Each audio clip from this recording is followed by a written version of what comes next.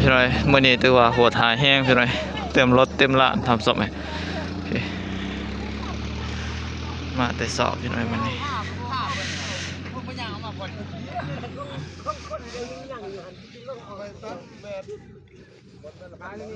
ตั้งนั้นคนเลยวัดพี่น้อยอันแรกว่าหายไปเลยเขาบอกนี่พี่น้อย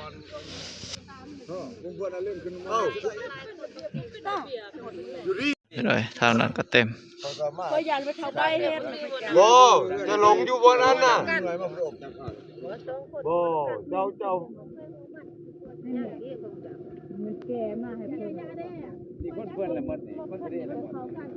มันนี่เป็นยัวบุรีขี่รถล่าให้ลาไปเอาพี่น้อย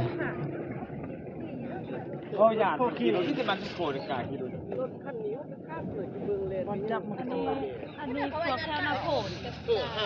มันจอดแน่นั่นโอ้โคตรถึง3,000น่ะแล้วมันมีจะโคตรหั่น1,000นึงพี่น้อยลายมือนะพี่น้อยที่บ่ได้ไปพี่น้อย3-4 มื้อพี่น้อยมื้อนี้ก็ได้มาตัดอ้อยต่อทำศพไหมกาแฟเขาไปเลยเด้อ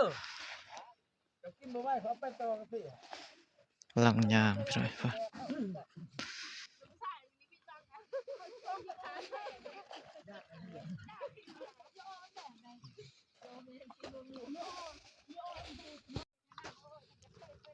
พี่น้อยมาตัดอ้อยต่อทำศพไอ้มื้อนี้ยางพี่น้อยพุ่นแหละหลังจากที่พวกเขาได้ลงจากรถทำศพไป3-4 มื้อแล้วพี่น้อยที่เบาหน่อยบ่ได้มาพี่น้อยหากับมื้อนี้ได้มาลุยต่อพี่น้อยก็บ่ฮู้ว่าสิได้เท่าใดพี่น้อยมาตัดแมตละพันคือเก่าทำส้มให้มื้อนี้ครับคนน่าจะประมาณใด10 ปลายกว่าคนพี่น้อยทางบ้านเฮาบ้านสมโคตรพี่น้อยตัดมาไหลเป็ดแมตทำส้มให้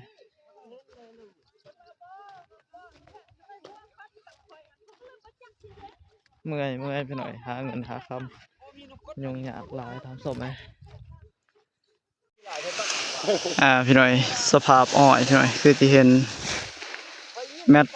1,100พี่น้อยพี่สภาพเบิ่งคือความหกหรือว่ามีทั้งน้ำพี่น้อยพี่นี่คือที่เห็นพี่น้อยว้าพี่ลึกพี่โลพี่น้อย30 บุกเบิกเขาไปได้ครับพี่แมต1,100แมต1,000 กีบพี่น้อยผมเห็นว่ามันสิได้มาง่ายๆสบายๆเด้อพี่น้อยพี่สภาพพกเพื่อบ่ฮู้ว่ามื้อนี้ว่าสิได้ส่ำใดถามส้มเลยเมื่อยพี่น้อยตอนนี้ห้าก็ได้ประมาณ 6-7 เมตรนี่แหละห่างจากมาแต่เช้าพี่น้อยห้าก็ได้ซ้ำนี้คนหนึ่ง3 แถวพี่น้อยพี่น้อยมื้อนี้ก็ถือว่าได้มาซ้ำนี้แล้วท่านผู้ชมได้มาบ่หลายพี่น้อยเพราะว่าอ้อยมันยากหลายทำส้มยุ่งยากคือที่เห็นทำส้มลมสาดลมทรายเสสายเสขัวทำส้มมายังรอท่าหัวหน้าเพิ่นได้มาแทกมาไล่เงินให้พี่น้อยว่าได้หลายได้น้อยซ้ำใดทำส้มเบิ่งเอาพี่น้อย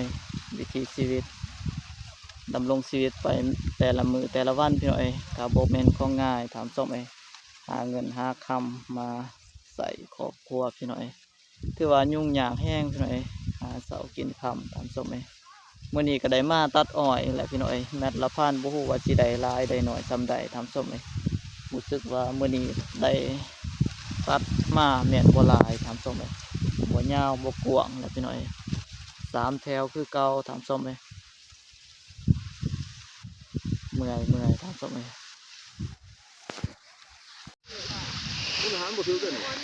พี่น้อยมื้อนี้หาการหัวหน้าเพิ่นได้จ่ายเงินมาพี่น้อย ได้2ใบเขียวพี่น้อยสำหรับหน่อยบาลาไตได้2ใบเขียว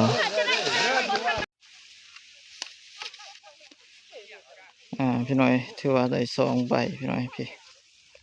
ได้มา2ใบเขียวทำส้มปุ่นแล้วทำส้ม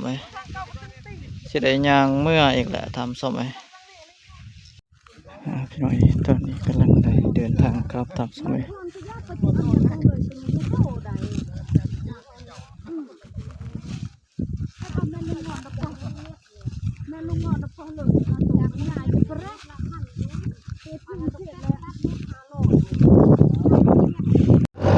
มันคุ้มแห้งหลายแต่ว่าภาพเก็บตะกอนเร็วแท้เร็วว่า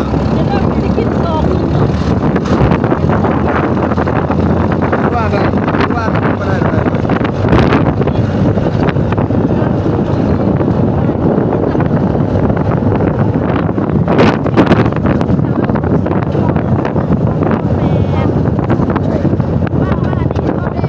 ไม่เคยได้ว่าพอได้รู้เลย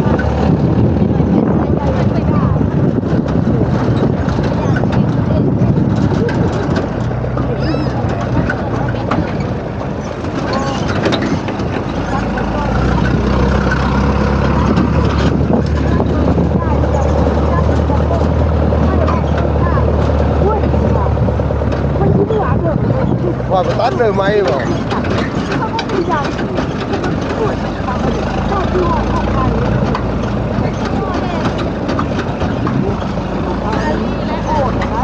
อันนี้มันยังไม่เป็นคนละน้ำ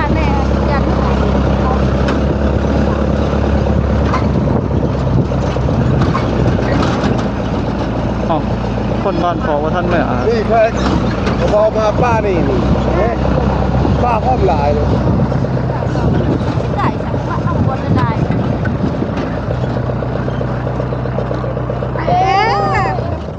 แก้มบุญถึง3นะ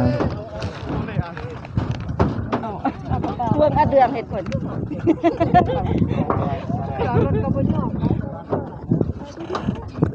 น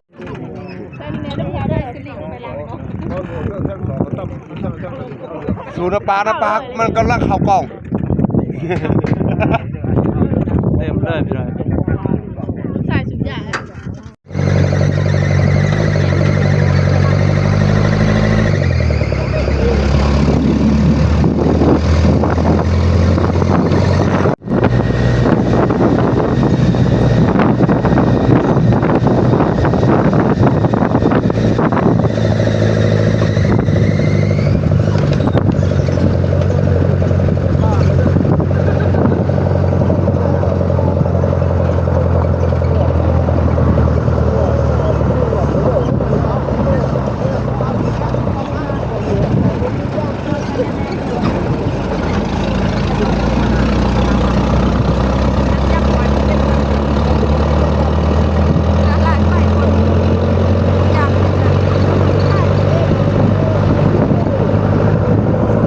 พี่น้อยตอนนี้กำลังได้เดินทางกลับผ่านครับสมัย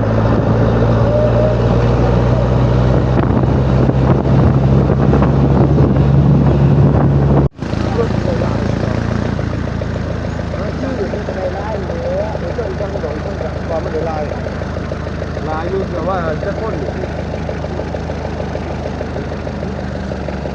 เดี๋ยวบ่นะทางมันนี่นะมันไม่ติดก็จะแล้วเดินมาด้วยเติมนะ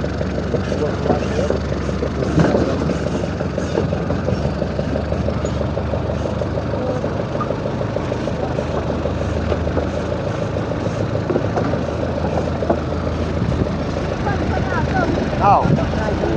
มีแต่เจ้ามีมันมีแต่เจ้าผู้เดียวกับโลกในหมู่บ่ญาติเลยผ่านเราไปโดนหัวก่อนในบ้านตรงเอง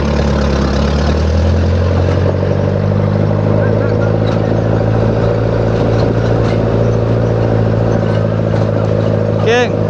นะว่าโอ้ยเสร็จ